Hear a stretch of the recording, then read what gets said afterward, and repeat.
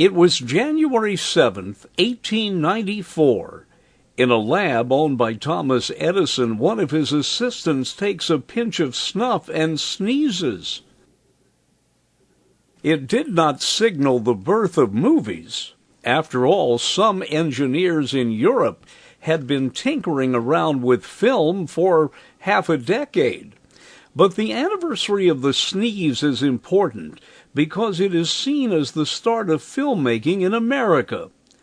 From the Great Train Robbery in 1903, the first movie to ever really tell a story, through The Birth of a Nation in 1915, The Jazz Singer in 1927, movies progressed and techniques became better. Witness the difference between the parting of the waters in DeMille's Ten Commandments in 1925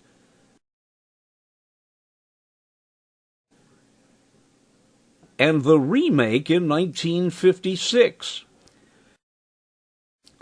Today it's all digital effects and digital projection.